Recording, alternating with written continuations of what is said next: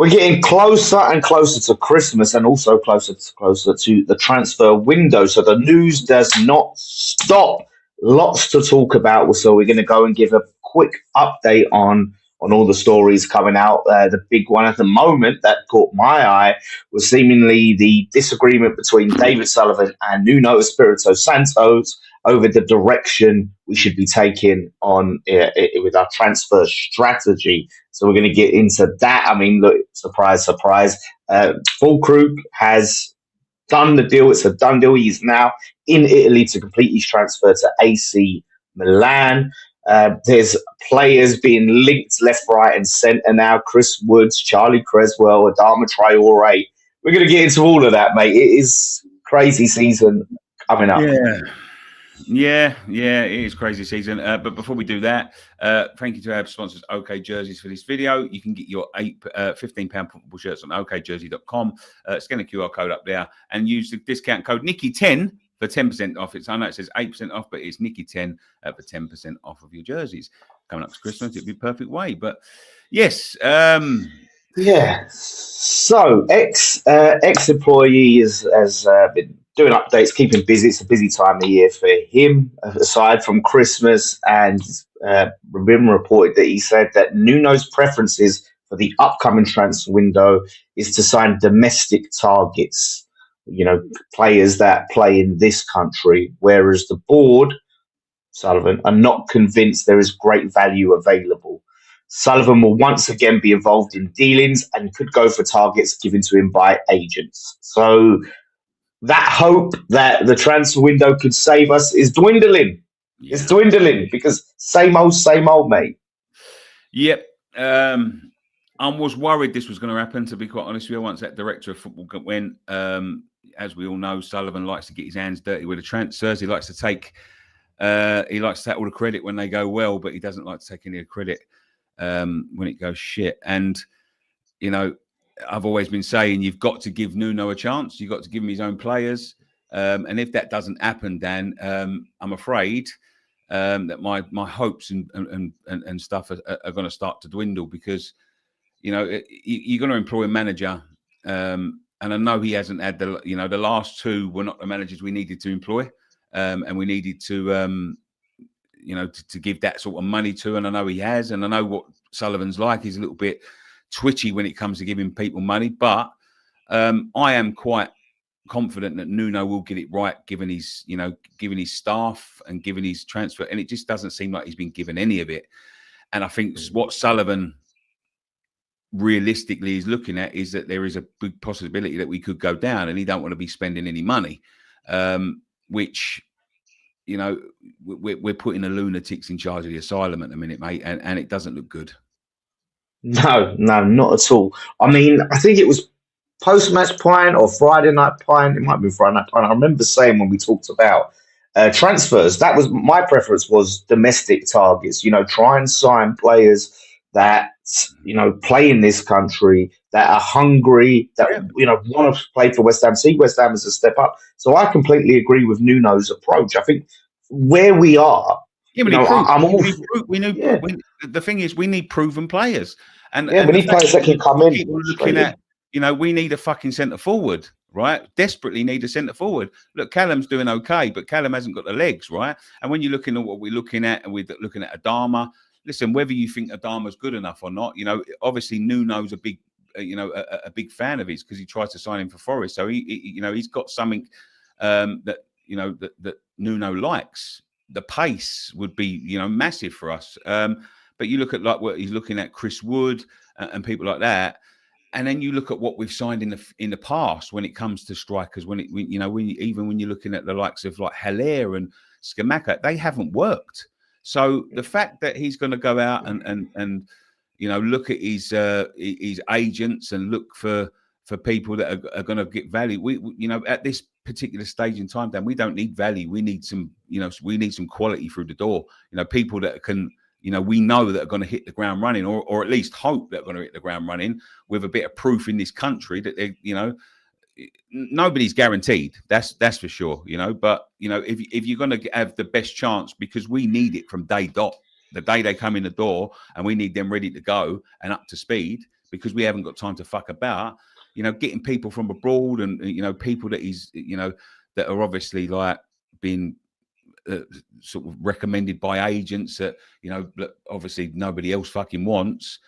You know, that is recipe for disaster. And it's already a fucking, let's be honest, we're already 3/4 away through the cake. Yeah. Listen, I think them sort of signings can be fine maybe in the summer. Obviously, not the agents Yeah. part, but you're looking at these abroad, and then you have time to give them a pre-season. They have time to integrate. We need players to come in and do it straight away, and players as well that don't come in and see us as a stepping stone, but want to play for West Ham. They maybe see us as a step up from where they are, and they want to fight. So I get it. The one target, we'll talk about the Fulkrug deals shortly, but the one thing I don't necessarily disagree with on Nuno personally is the Chris Wood thing. So X also has reported that Nottingham Forest forward Chris Wood is another option for West Ham due to his success last season, and Nuno's interest has an interest. He's not his top target, but he's 34 years old and has had severe injury problems or several injury problems recently. So I wouldn't. I think that ship sailed, and I don't think we're going to get that Chris Woods from last season. To be honest with you, I think The only thing I would say about Chris Wood is that if you want a fucking fighter, he's going to fight for you. But again, at 34, you know, as you say, 5-6 years ago, the perfect signing probably. You know, the perfect signing. But now, yeah, it's, you know, unfortunately, the geezer's going to be. He's going to have to put his hand in his pocket, and that's something, you know.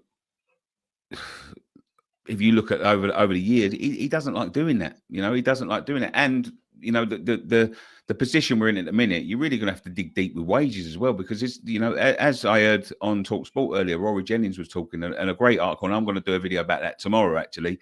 But, you know, it's not an attractive club to come to, Dan. You know what I mean? There's not a lot of attractiveness to come here at the moment. And if we're going to find people, it's going to have to be not on attraction of what you're going to do, you know, this season for certain. You know, it's just going to be hope whether we survive or not. And listen, you're right. You know, and look, Neil situation and things like that, where we're going to have to, you know, hope someone's up for the fight. well, yeah, and that's it. Look, we touched on, because as it came out when we was doing post match by Strand Larsen, that sort of picked up, you know, our interest in Strand Larsen. Although that's going to be a real tough deal to do. You know, I think if we can get that done, that's the striker we need. Nuno's prioritising a striker. There's no harm in trying, right? I think that's the deal, if we can get him, but that's going to be very difficult. That would depend on the player as well, because if you think 100%. about Strand Larsen in the summer, he was like touted to go to Newcastle. We've all seen the you know, the chant from the Wolves geezer, you know, Strand Larsen, whoa, if you're Newcastle, you're not getting him, you're not going to get. So he was touted to go to Newcastle. Yeah. But is he going to want to jump out of the frying pan into the fire? No, 100%. He's also reported on Lingard. As things stand, West Ham does not hold an interest in re-signing Jesse Lingard on a free following his release from SC Seoul. However, this could change as the months go on. I mean, it has last minute, someone said there, 31st of January signing written all over it. We haven't got this target, this target, this target. Oh, look, Lingard, it has that written all over it. And I think Nuno didn't have Lingard at Forest. That was pre-Nuno, but still, it's got West Ham written all over it, innit? And I think Charlie Creswell's name keeps popping up, so I think would be good. I think he might just have had him for the last. Really? Maybe, yeah. I think he might have done. I thought he got released at the end of the season. Yeah, maybe.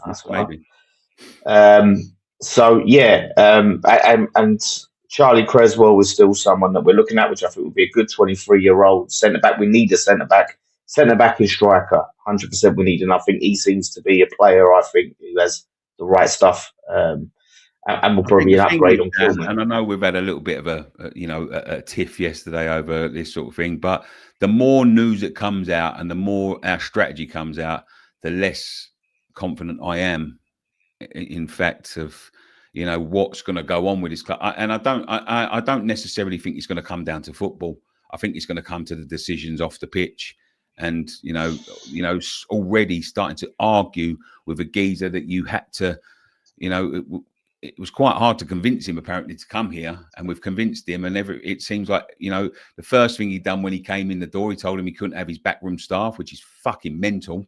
You know, if you want to, you know, if you want a whole club changed and a whole philosophy changed, you let the man bring in the people that have, you know, at least done quite well at Forest, and he didn't do that. And then all of a sudden it comes to the January transfer window, and you're not letting the man have his signings. That's madness. Yeah, no, 100%. And Joe, the other issue is we talked about the need to get signings in quick. If the manager and the owner are not on the same wavelength, that's only going to delay getting the deals done. You know, if they're both on the same wave, okay, you want that player, we're going for that player, brilliant, let's start getting the ball rolling. You know, things move quickly. So, you know, we're going to have to go a week, maybe 2 weeks without getting a player in. So that is worrying. We've just got a player out very quickly. It's not even January yet, and Fulkrug has gone on loan. The deal is said to be so. Fabrizio Romano's giving it the here we go. There's videos of him in Italy right now. Deal in place for a loan move until June 2026. AC Milan will cover the 32-year-old salary, no loan fee, and by option, not obligation, around 14 million euros. Again, not mandatory. Personally, look, he's gone. I think this is a poor deal. I think it's poor. It's just poor business all around. It shows what a poor signing it is. I mean, I think the best thing to have done there, I think for West Ham, is say, look, forget the 13, 14, take him for 10 and take him now. We don't want him back because, you know, we don't know what's going to happen in the summer. They could choose not to. It's not a you know, they've got to take him. It's not one of them deals. It's they can choose to take him. And as I said, like we was talking about this the other day, he has a poor half a season now, and then his options are very limited. And then we're down in the Championship possibly, stuck with a geezer that's earning £100,000 a fucking week. You know, and you got to look at people like Maxwell Cornet, still here, and you know we can't get rid of him. You know, because you know when he's been out on loan, he hasn't shown anything. Nobody really wants him permanently, and we can't be, you know, afford to be stuck with a man's wages like that. It's, you know, they should have. Probably took I know it would have been a massive loss, but it was a stupid deal to start with. But just say, look, 8-10 million, just take him off our hands, and then we ain't got to take the wages back on. Yeah, no, listen, I think that would have been ideal. Like, because then even get to not get a loan fee, I think is poor. Because I said, look, the deal, the move could go bad, right? Like you said, and then it's, you know, no one wants to be stuck with him. We've given them that 13 million euros, right? So say 10 million quid. Option which they can exercise. Say he smashes it, right, and go and scores 20 goals now between now and the end of the season for him, and his value and his stocks go up a bit. We've kind of capped ourselves now. They can go, yeah, we'll take it 30 million euro, no problem. Like, we seem to be very naive and desperate. Like, you know what I mean? One of them ones, though, and it can go either way, and either way, it's bad for us. If he does really well, and we've capped ourselves, it's bad. If he does really shit, they can just turn and go, you know what, take this pile of shite back, and we're stuck with it. So it doesn't really no one else wants it. Doesn't really suit us at all. Yeah, again, it just seems to be such a rushed deal. I mean, AC Milan are a big club. You know, they've got money. They ain't got Premier League money, right? Even if they've got a youngster there, Dan, that could have done us a favour. You know, they're well renowned for their centre backs. There might be a little young centre back we could have took on loan for the rest of the season. There could have been a centre forward we could have took on loan for the rest of the season. You know, as a swap, you know, it's a crazy deal in my opinion. Yeah, it is concerning. I mean, at least we've got the wages off the books. But look, whatever happens to me, you know, okay, West Ham, you want to go do that deal, go do that deal. But I don't want to excuse it. I don't want to hear we've got no money when it comes to bringing in players. Like, you went and done that deal, right? So regardless, go and get what we need. Go and strengthen. Our survival is, you know, on the brink. You know, it's at stake here. So I want to see how serious they are about staying up and how important it is. This will tell. This will tell. Yeah. That's what Yeah, big time. So like it's all on Fulham now. Fulham obviously picked up a win against Forest, a narrow win, sort of scored a penalty. Yeah, I think I can't remember, they did get a player injured yeah. in that game. I can't remember who it was, but huge game now. Like it's all on that. These are four It's gonna be huge a games. marker. Let's be Yeah, fair. four huge games. Games. But Yeah. yeah, I think this is a marker now. So, like I said, we have to rely on what we've got, because I just think that it's going to be too long for these players. If we do get what we need in the window, it's not going to Mm. be early. No. So, Steve's got really, a good question here. Do you think the board want us to go down?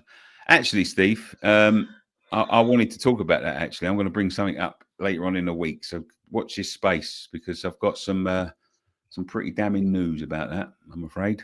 yeah. I mean, just off my opinion, I personally don't. Otherwise, if they wanted us to go down, they could have just stuck with Graham Potter Yeah. and then let him go for free at the end of the season. It's that simple. So I just, it's not a case of, Sullivan wants us to go down. He's just too incompetent to really keep us up. Like, that's the problem. It's incompetence, not sabotage. So Well, he hasn't got a clue. I've said it, and I've said it all along.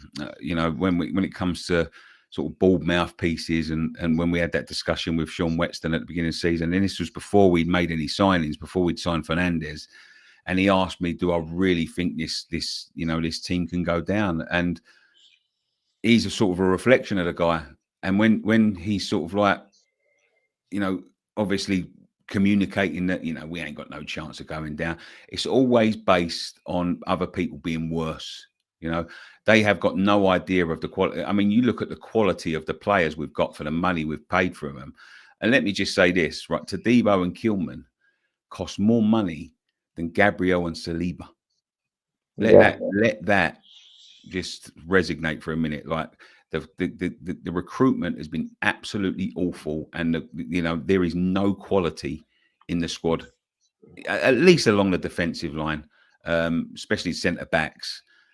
We've got a little bit in midfield, but nothing like we should have, and nothing in the forward line. Well, a little bit again, but nothing like we should have, and it's just poor recruitment with shotgun approaches, like scattergun approaches, with no thought about how they fit in, no thought about what they go with. Lucas Paqueta would be fantastic if he had a centre forward in front of him. He hasn't got a centre forward in front of him ever. Yeah. So Yeah. Somerville would be great with a centre forward to lay balls off. We haven't got one. The midfield would be great if they had people fucking picking up and doing their dirty work. They haven't got it. It's just mad the way the club's been run. And that's it. And I was watching this guy yesterday, Morgan Rogers. What a fucking player that guy is. Honestly, I'm absolutely astounded by how good he is. And when is the last time we picked up a player like that? Bowen. Yeah. Bowen, that's it. And it's just so, we're going to be so reliant on Bowen to step up and banging goals every week, because Leeds have got goal scorers, Forest have got goal scorers. Leeds fans, let's have Somerville back, mate. You might be getting him back if we go down and you stay up. That's for sure. Yeah. Honestly, he's come under criticism, and I just think it's just his end product. But I just think without him, we see the difference when he's not in the team and how much we miss him. Like that pace, that directness, So keeping him fit is going to be massively important. But I think not just a striker and a defender. We need another winner. We're going to need another winner. This is a comment and a half. This one, Paqueta is our best player, better than when we had Payet, who was a poor man's Paqueta. Paqueta is what I would say also superior what the Canio was. Mate, I really want some of what you're smoking. Has he been on the Baileys early? Is he? Yeah, right? Christmas drinking. I think that's. I respect your opinion. I respect your opinion, and obviously everyone's got an opinion. But for me, he couldn't lace the two boots for them. Honestly, no way. And that's the thing, isn't it? With them, they would have output, goals and assists. That's what they'd give you. I said this other day, Payet could do it on his own. I mean, you look at when we went to the London Stadium and the shit we had there, and some of the things that he done when he was meant to be unhappy, when he was meant to be leaving, when he was meant to be, be on his way out the door. Just think of Middlesbrough. Just think of the Middlesbrough goal. Always think about the Middlesbrough goal when he took it up from the wing and took on 5, 6, 7 players and then slotted it past the goalkeeper on his own. Mate, honestly, we ain't got anybody that can do that. Someone said, what's the George Murphy news? I haven't seen any news on George Murphy. I've just searched it up. Nothing's come up. No. So enlighten us. What is the George Murphy news? Because nothing's come up on my radar. Hopefully it's good news.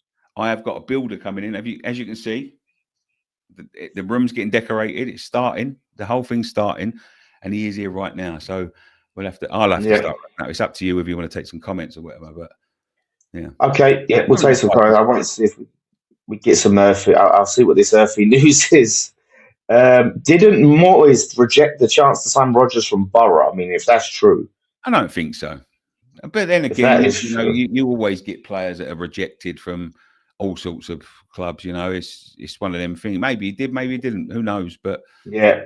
Obviously, Gyökeres was one we passed up on, which he's not been good for Arsenal, to be honest. So it turns out, but there's value there in terms of transfer fee. We'd have given Morgan Rogers half a game and said he weren't good enough.